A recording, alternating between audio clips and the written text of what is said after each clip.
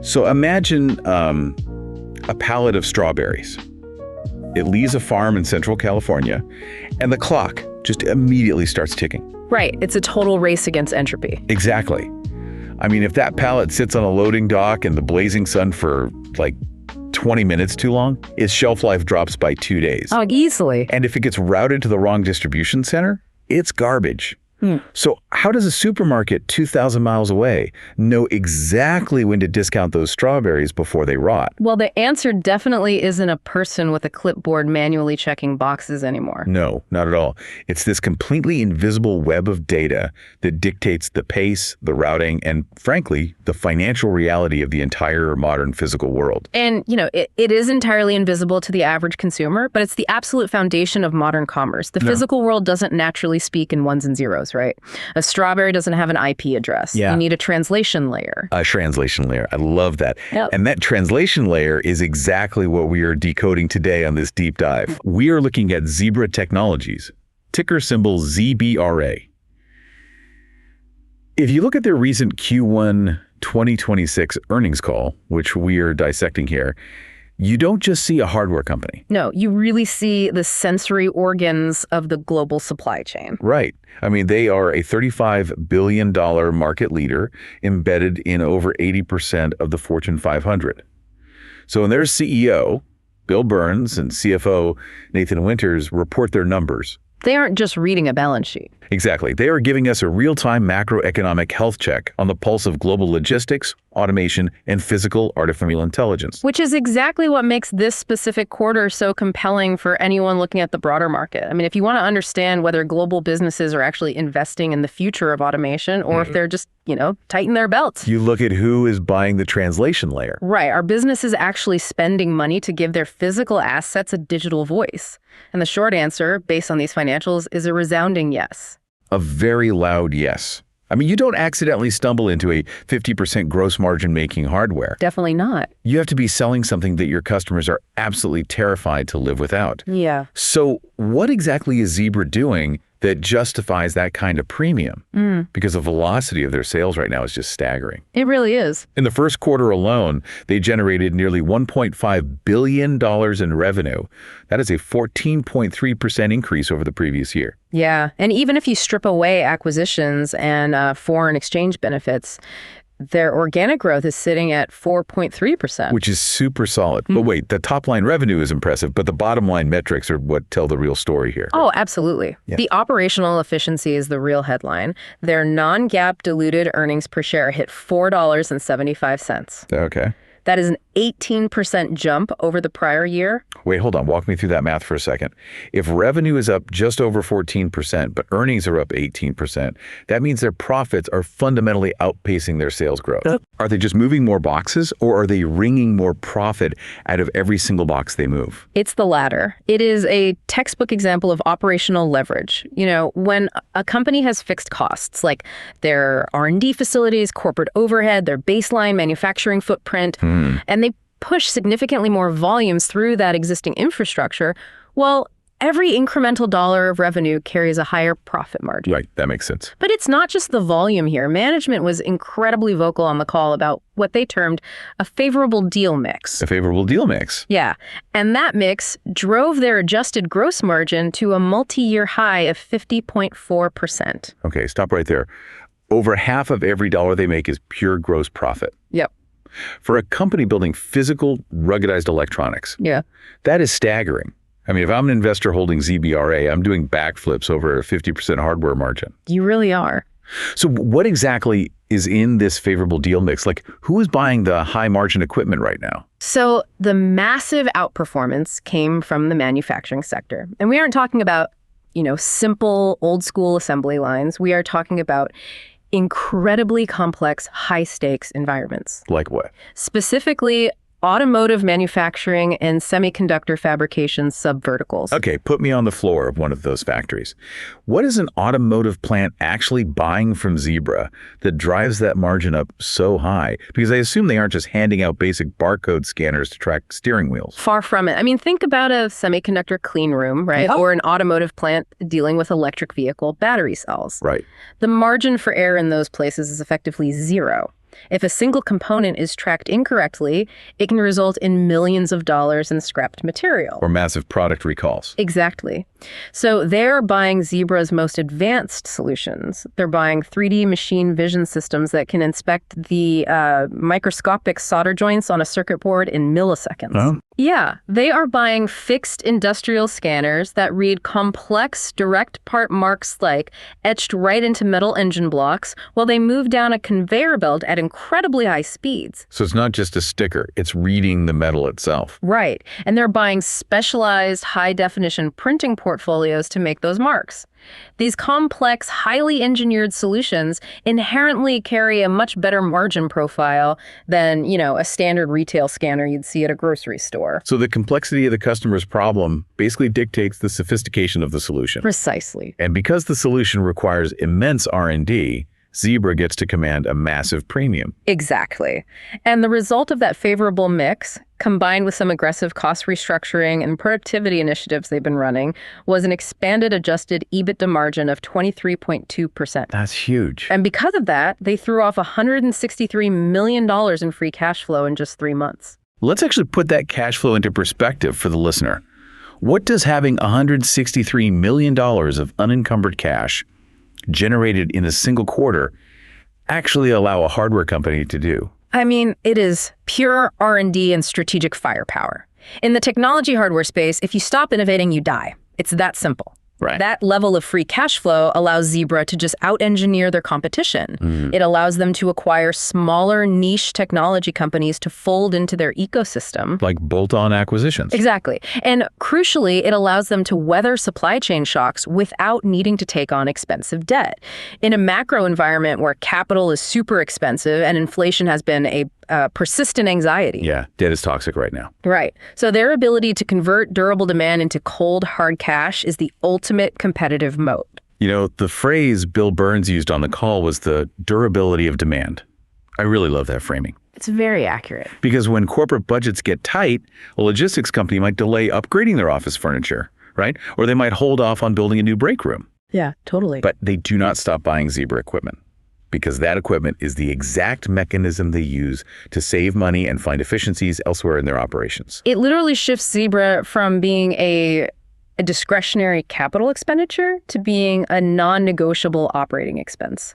If the technology goes down, the factory stops. Period. Which opens up the question of what this technology actually looks like in practice. Yeah. If we were talking about a world of data, I like to visualize a massive modern fulfillment center as a human body. Okay, I like where this is going. Right. So Zebra's reporting segments fit perfectly into this biological analogy. You have the connected frontline segment, which is the nervous system. These are the rugged mobile computers, the tablets, the wearable displays that give human workers their instructions. It's the brain communicating with the hands. Right. Then you have the asset visibility and automation segment. These are the sensory organs. Okay. The scanners, the RFID readers, the cameras. They are the eyes and ears reading the physical environment and feeding that data back up the nervous system to the brain. That analogy holds up incredibly well, actually, especially when you look at how the two segments interact and grow. In this quarter, the nervous system, the connected frontline, was the undeniable growth engine. It grew an astonishing 20.6% year over year. Over 20% growth on hardware devices. But wait, there is a caveat to that number, right? They didn't just sell 20% more of their legacy mobile computers organically. Right, correct. A significant portion of that top-line growth was driven by their recent acquisition of ELO Touch. Got it. If you strip out the acquisition, the organic growth for the connected frontline was 3.8%. Which is still a very solid number, led heavily by their core mobile computing products. Definitely. But we really have to look closely at what ELO Touch brings to the ecosystem to understand Zebra's broader strategy here. Let's dig into ELO Touch then. What does this company actually do, and how does it fit into our nervous system analogy? So, ELO Touch specializes in modernization at stationary interaction points. They are a massive player in point-of-sale systems, interactive touchscreen displays, and self-service kiosks. Okay. While Zebra has historically dominated the space of devices that a worker carries around in their hand or on their belt. The mobile stuff. Exactly. ELO allows Zebra to own the stationary touchpoints as well. And management noted that ELO is growing in the mid-single digits, performing exactly in line with their strategic expectations. Give me a real-world scenario where a Zebra customer needs an ELO device instead of just, a standard rugged tablet. Well, think about a modern healthcare environment. Okay. A nurse might carry a Zebra mobile computer in their pocket to scan a patient's wristband and then scan a medication vial to ensure a match at the bedside. Right. That is mobile frontline connectivity. Exactly. But when that nurse goes back to the central nursing station to pull up a comprehensive high-resolution chart, Right. or say when a patient walks into the clinic and checks themselves in on a large interactive screen in the lobby, that is ELO Touch. I see. Or like a retail store, right? Yeah. The worker in the aisle has a mobile device to check inventory, but the sleek, interactive self-checkout terminal at the front of the store is powered by EL. Precisely. It essentially broadens the entire definition of the front line. The front line isn't just the worker in motion anymore. It's the customer paying for their goods. It's the stationary interaction point. And on the call, management mentioned they are already seeing cross-selling synergies, specifically landing their first ELO wins in India. And that geographic detail, India, is perhaps one of the most revealing macroeconomic signals in the entire earnings call. Really? Why is that? Well, when we look at the geographic breakdown of Zebra's growth, North America was up 4%, largely driven by that manufacturing strength we talked about. EMEA, Europe, the Middle East, and Africa was up 2%. Which shows resilience, right?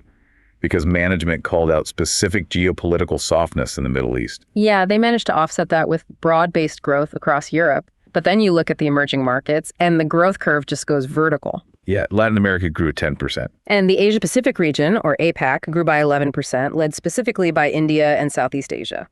So what does double-digit growth in those specific regions tell us about the maturity cycle of global logistics? I mean, this feels like a shift. It's a massive shift. For a very long time, the prevailing wisdom in global logistics was that high-end automation and worker augmentation were luxuries. Luxuries reserved for markets with incredibly high labor costs, like the United States or Germany. Because if human labor is cheap, the old logic dictated that you just throw more humans at the problem rather than buying expensive tech. Exactly, but 11% growth in APAC completely shatters that narrative. So what changed the calculus for, say, a distribution center in Southeast Asia? Why are they buying high-end Zebra gear now? The sheer velocity and complexity of modern commerce. In markets like India, the volume of e-commerce is just exploding. The demands for perfect inventory accuracy, same-day delivery expectations, and the precision required by modern manufacturing, it means that even if your labor is relatively inexpensive, the cost of an error is catastrophically high. So if you ship the wrong part, or if your inventory count is off by 1%, the compounding financial damage far outweighs the hourly wage of the worker. they are leapfrogging legacy systems. Yes. They aren't going to spend a decade using pen and paper and then another decade using basic barcode scanners. They are jumping straight into advanced mobile computing and asset visibility tools. Precisely. The return on investment for eliminating friction is universally understood now, regardless of the local labor rate. Which brings us to this fascinating paradox of Zebra's business model. I mean, they are the architects of supply chain efficiency, helping other companies streamline their operations. Right. Yet, the very global supply chain they help optimize is the biggest existential threat to their incredible profit margins. If the global demand for their hardware is spiking, what could possibly slow them down? Well, the answer is the most critical bottleneck in modern electronics right now. Memory chips. Yeah. Management spent a huge chunk of the Q&A session discussing memory component shortages. It is undeniably the most significant headwind they face. And the financial analysts on the call, they really zeroed in on it. Management was very transparent, quantifying a 200 basis point or 2% margin headwind for the full year, entirely due to the escalating costs of memory components. So that beautiful 50.4% gross margin from the first quarter, that's going to take a hit. It will. CFO Nathan Winters mapped out a sequential step down expected in the second quarter. They are guiding for Q2 adjusted EBITDA margins to be slightly higher than 21%, down from 23.2%. Ouch. Yeah.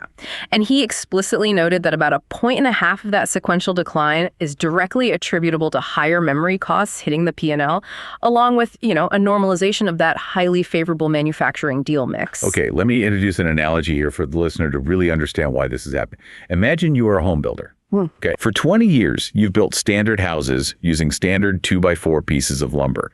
Your blueprints, your tools, your carpenters, everything is perfectly optimized for 2x4s. Makes sense. But suddenly, the global lumber mills announced they are phasing out 2x4s.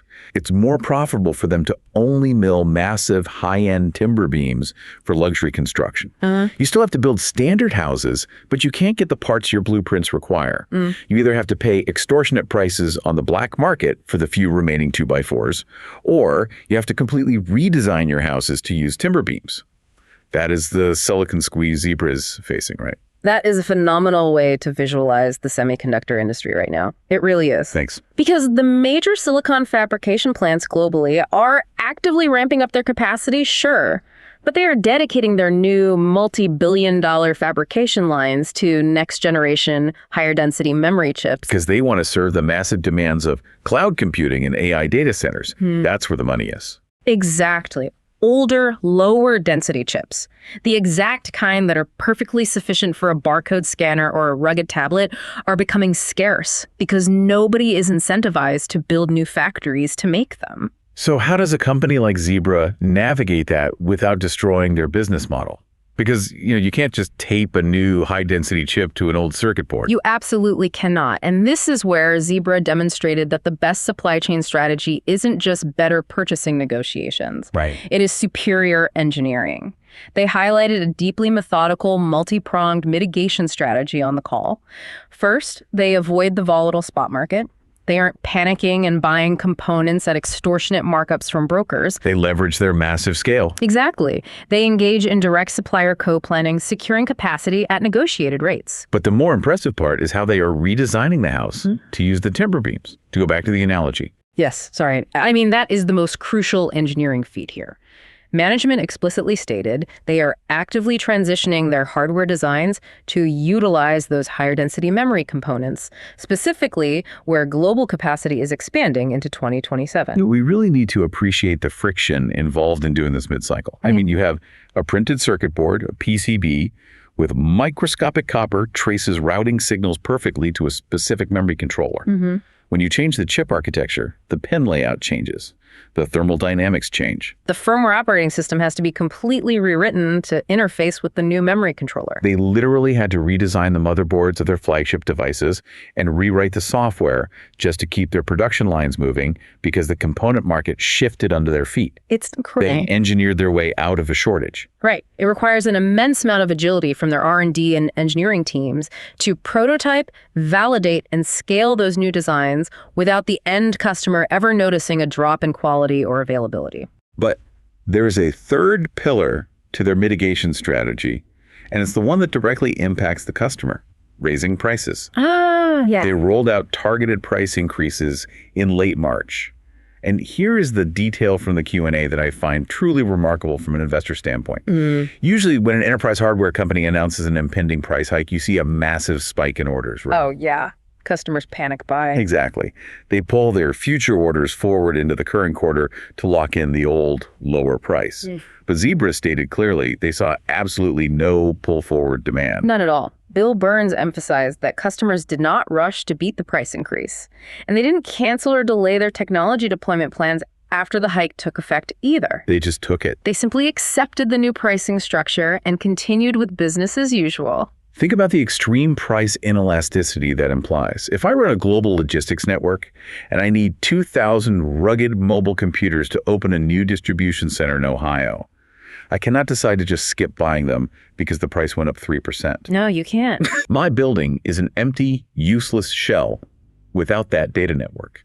It proves that the technology is utterly indispensable. And because of that incredible pricing power, the CFO confidently stated they have line of sight to fully mitigate the margin impact for the year. Wow. Yeah, they will absorb the cost hit of the memory transition in the short term, but the higher prices on their own equipment will act as a counterbalance, entirely offsetting the inflation as the second half of 2026 plays out. Okay, but to successfully pass a price hike onto an enterprise customer without them throwing an absolute fit, your technology has to be doing more than just the basics.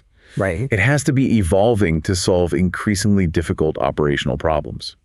Let's look at the sensory organs, the asset visibility segment. Sure. I want to start with RFID, radio frequency identification. Okay. Because for years, I associated RFID exclusively with those little thick security stickers hidden inside the tag of a new shirt that you have to peel off before you wash it. Everyone does. Right. Why is Zebra suddenly talking about RFID in the context of fresh groceries and fast food chains? The evolution of RFID is one of the most underappreciated technological shifts happening right now. It has moved far beyond simple anti-theft measures in retail apparel.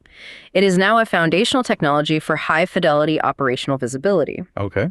When asked about their RFID portfolio on the call, management was incredibly bullish, pointing to expansion across multiple new, complex verticals. So break down the physics of it for me. How does a little sticker with no battery track the expiration date of a strawberry? So it relies on a principle called backscatter. Backscatter. Yeah, a passive RFID tag consists of a tiny microchip attached to a coiled antenna, usually printed on a flexible sticker. It has absolutely no internal power source, no battery. Right. When a Zebra RFID scanner emits a specific radio frequency wave, the antenna on the tag harvests the ambient energy from that radio wave. Oh. It uses that tiny burst of harvested energy to literally wake up the microchip, which then modulates the radio wave and reflects it back to the scanner, carrying its unique data payload. It effectively uses the scanner's own energy to shout its name back. Precisely. And that data payload isn't just a generic product code anymore.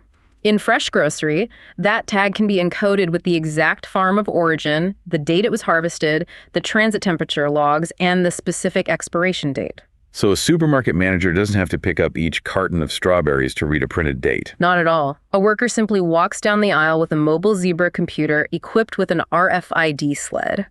The device emits radio waves, and hundreds of tags on the shelf wake up and transmit their data simultaneously. Instantly. The software instantly highlights on the worker's screen which specific carton needs to be discounted today before it spoils tomorrow. It turns inventory management from a physical guessing game into precise data science. Yeah. And they mentioned quick serve restaurants or QSRs as well. Yeah, think about the chain of custody required for a massive fast food franchise. They need to track raw ingredients from the supplier through the frozen distribution centers right into the walk-in freezer of a specific franchise location. RFID allows them to conduct a complete, perfectly accurate inventory count of their walk-in freezer in seconds, ensuring they never run out of critical supplies, and verifying that every ingredient is within its safe consumption window. And the truly wild part is how Zebra is deploying the readers. They aren't just bolting massive scanners above DOF doors anymore. Whoa, they are embedding RFID readers directly into their wearable devices. Yeah. Every single worker walking the floor of a warehouse or a hospital becomes a mobile, roaming sensory organ, constantly updating the digital map of the physical space just by walking past objects. That is wild. But while RFID is phenomenal for tracking where things are and what they are, there is another technology that is experiencing a massive renaissance right now, and that is machine vision. Yes. It's the technology that analyzes what things actually look like. Management stated on the call that machine vision is hitting an inflection point. What does that mean? Why now? Because cameras have been around forever. Cameras have been around, sure, but traditional machine vision was incredibly high friction. Historically, if you wanted to install a camera over a conveyor belt to check, say, if a label was applied straight or if a part had a scratch on it, it was a brutal integration process. You almost needed a PhD in computer vision. You had to calibrate the lighting perfectly, set up contrast thresholds based on pixel density, and write custom code. Sounds expensive. It was. And if the ambient lighting in the factory changed because a cloud went in front of the sun, the pixel contrast would change and the system would fail, rejecting perfectly good products. So the system was brittle. Extremely brittle. But in Q1, Zebra reported strong double-digit growth year over year in their machine vision portfolio. That is the inflection point. The market is finally adopting it at scale because Zebra removed the friction. How did they remove the friction? What is different about the tech today versus 5 years ago? Two massive catalysts. First, they integrated their acquisition of a company called Photoneo, which brings advanced 3D scanning capabilities. Instead of just looking at a flat 2D image, Photoneo's technology uses structured light to understand the depth and volume of an object. This is critical for robotics, like guiding a robotic arm to pick a randomly oriented object out of a bin. Right, the robot needs depth perception. Exactly. Second, and perhaps more importantly, Zebra heavily invested in deep learning and AI software, unifying their entire portfolio onto a single, intuitive software architecture. What does that look like for the person actually setting it up on the factory floor? It makes deploying an industrial machine vision system as intuitive as setting up an app on your smartphone. By applying deep learning to the setup process, you don't write code anymore. A floor manager simply holds up 10 examples of a good product to the camera and then 10 examples of a defective product. Showing it pictures. Showing it. The AI trains itself on those images, it learns what to look for, and because it uses deep neural networks, it is incredibly robust. It doesn't break if the lighting changes or if the object is slightly rotated. You've completely democratized the technology. You don't need a systems integrator billing you $500 an hour to calibrate a camera. The frontline worker can train the AI themselves. That speed of deployment unlocks the market entirely. Which is exactly why we are seeing that double-digit growth. Okay, but this brings us to the elephant in the warehouse. If RFID can perfectly track every asset without human intervention, and if deep learning machine vision can perfectly inspect every product and guide robotic arms, we have to address a massive macroeconomic question regarding Zebra's long-term survival. Ah, yes. Financial analysts often refer to this as the terminal value question. It is the existential threat for any company whose core business model relies on selling tools to human workers. Let me play devil's advocate here because I want to push back hard on this. Zebra's business is anchored by selling millions of mobile computers and wearable devices to frontline workers. Correct. But if the end goal of all this incredible R&D is frictionless, perfect automation, then the logical conclusion is the dark warehouse. The dark warehouse. Yeah. A facility run entirely by conveyor belts, autonomous mobile robots, and algorithmic picking systems, with the lights literally turned off because robots don't need to see. If I have a dark warehouse run by 50 robots instead of 500 human workers, I inherently need fewer Zebra mobile computers. Period. Doesn't their core customer base literally automate themselves out of existence? How does CEO Bill Burns justify the math as automation matures? It is a vital question, and an analyst from TD Cowen challenged management with exactly this premise on the call. Fewer people in buildings equals a structurally smaller need for Zebra. Exactly. What did he say?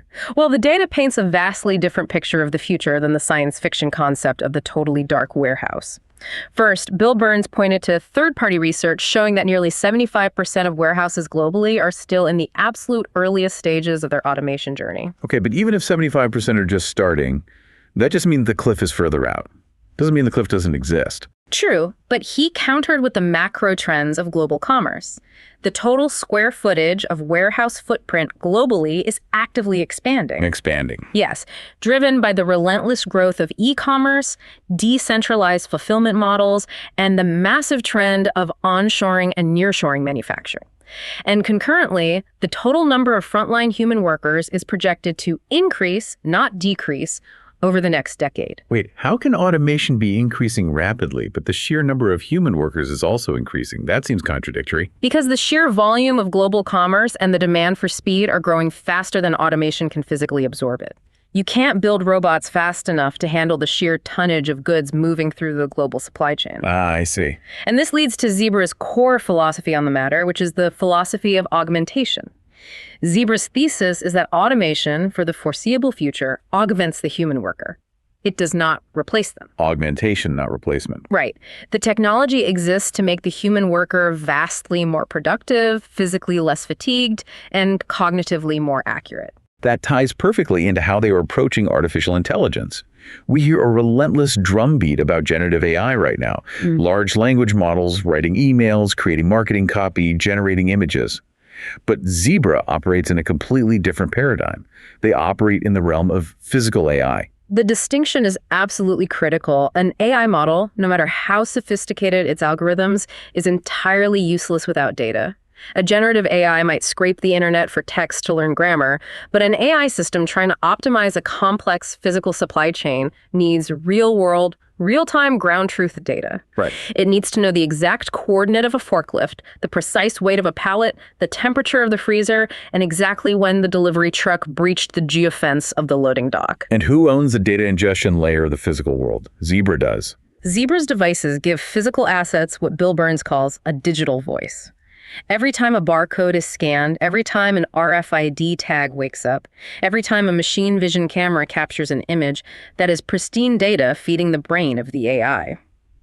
Zebra is uniquely positioned to be the foundational supplier for AI on the front line because they build the sensory organs that feed the models.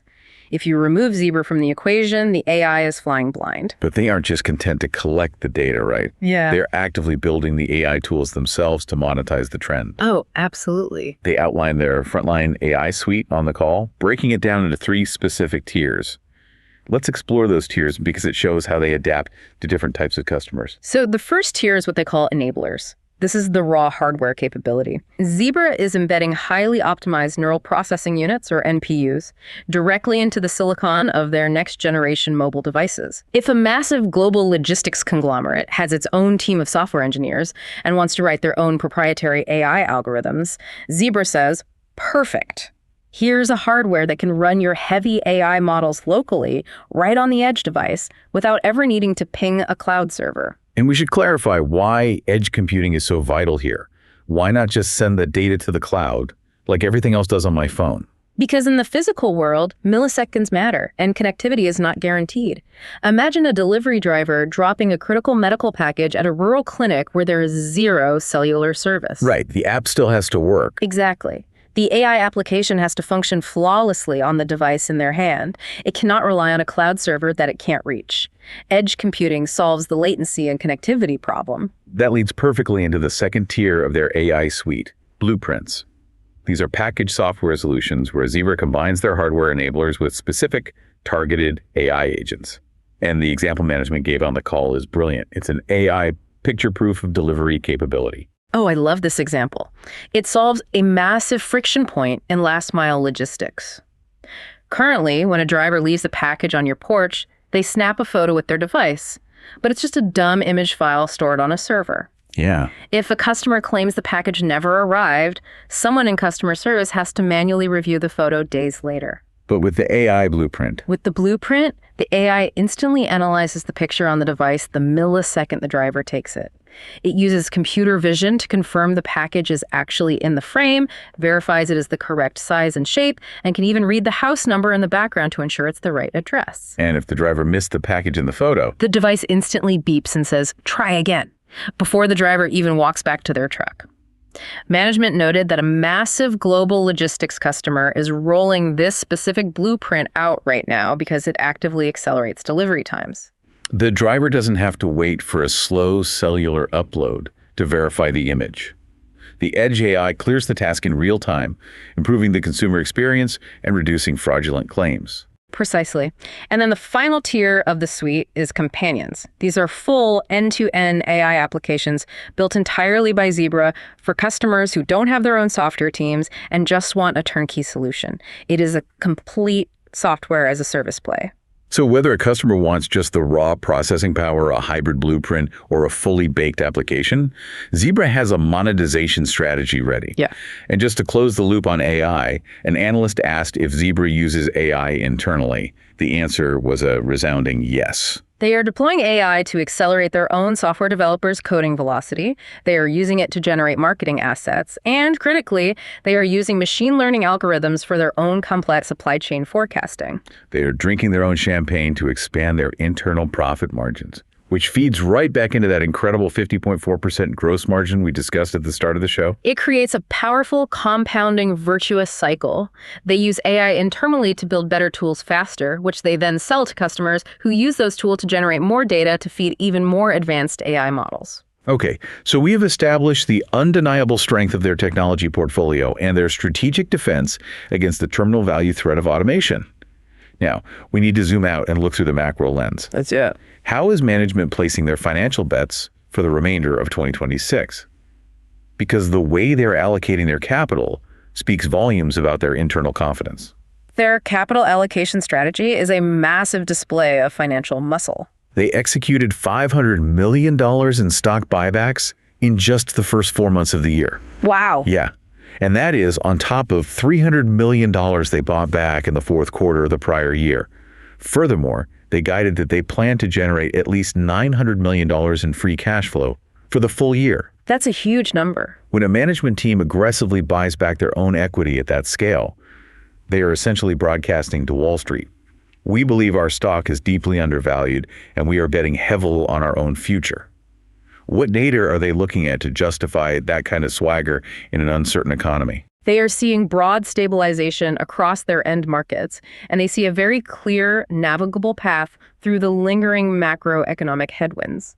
We see this explicitly reflected in their raised forward guidance. They raised their full-year sales growth outlook to a range of 10 to 14%, which is up a full percentage point at the midpoint from their previous guidance. And they raised that revenue outlook despite fully acknowledging the memory component constraints we discussed earlier. Yes, exactly. They also maintain their full-year adjusted EBITDA expectation at approximately 22%, proving their confidence in their pricing power and mitigation strategies to defend their margins. And finally, they raised their earnings per share expectation to a range of $18.30 to $18.70. But the Q&A session wasn't completely frictionless. Analysts aggressively probed on two specific global pressures that are making headlines right now: freight costs and international tariffs. Let's start with freight. Global shipping lanes have been in absolute chaos recently. To put it mildly. Right. Between geopolitical tensions in the Red Sea, disrupting the Suez Canal, and various structural issues, the cost to move a container across the ocean has been incredibly volatile. How is Zebra, a company that builds hardware all over the world, handling that volatility? Well, management did not shy away from the reality of the logistics market. They acknowledged that they have recently absorbed 20 to 30% price increases across various global shipping lanes. A 30% spike in transportation costs sounds catastrophic for a physical hardware manufacturer. It sounds alarming in isolation, sure, but context is everything in financial analysis. CFO Nathan Winters quickly diffused the concern by contextualizing the scale of that spike against their overall business model.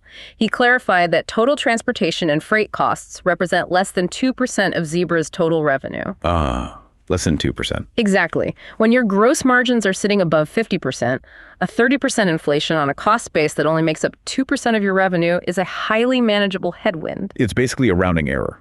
It is. Furthermore, Winters noted that these elevated freight rates have recently plateaued, and they have already fully baked those higher costs into the raised guidance they just provided. They are utilizing their ongoing productivity initiatives and their pricing power to offset the freight spike entirely. So freight volatility is effectively a non-issue. But what about tariffs? This is a highly complex, politically sensitive area. The United States is constantly evaluating and adjusting trade policies, specifically regarding Section 301 and Section 232 tariffs concerning imports and specific metal contents from overseas manufacturing hubs.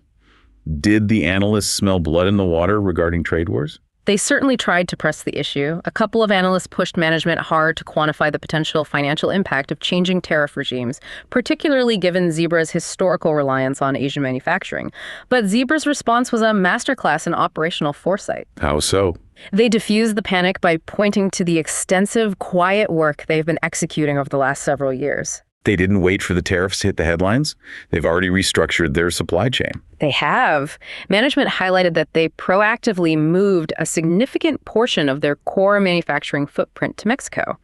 They engage in continuous, rigorous country of origin assessments for every single component in their bills of material, tracing everything down to the origin of the silicon wafers. Wow. Because of this proactive nearshoring and geographic diversification, the CFO confidently stated they anticipate absolutely no material changes to their full-year financial guidance resulting from the newly announced tariff regimes. That is the ultimate advantage of operational discipline. They foresaw the geopolitical risk years ago and redesigned their manufacturing flow to be resilient against this exact scenario. And they made it clear that if trade winds shift again in the second half of the year, they will simply adjust, reroute, and mitigate, just as they did with the memory chip shortage and the freight spikes. It's a remarkable picture of a management team that is entirely in control of their levers. It truly is. The recurring theme of this entire earnings call from top to bottom was execution. They don't panic when the macro environment shifts. They just run their playbook. We have covered an immense amount of technical and financial ground today. Let's briefly retrace the path of this deep dive.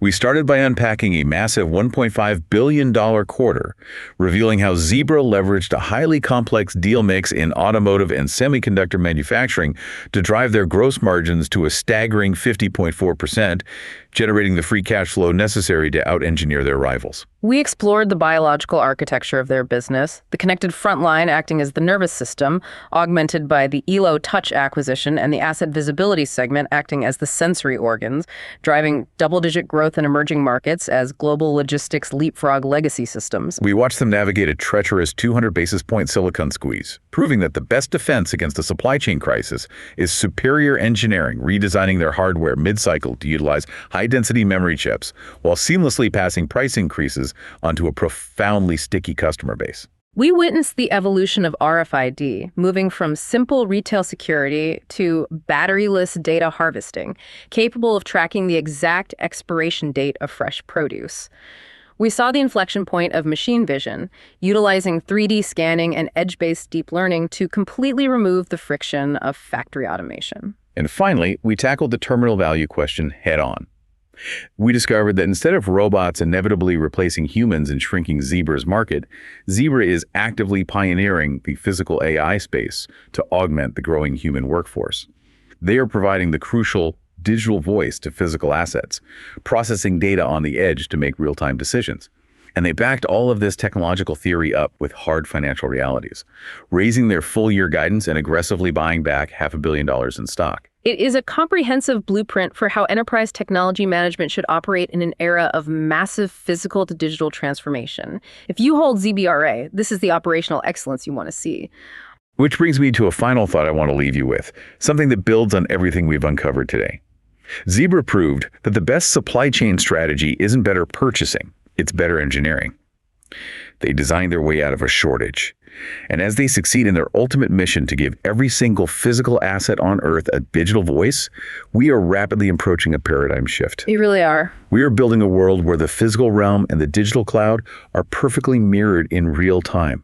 If every single item, every scanner in a rural hospital, every pallet of strawberries on a truck, every individual component in an electric vehicle battery is constantly harvesting energy to communicate its exact location and status to a localized AI. What happens to the concept of being lost?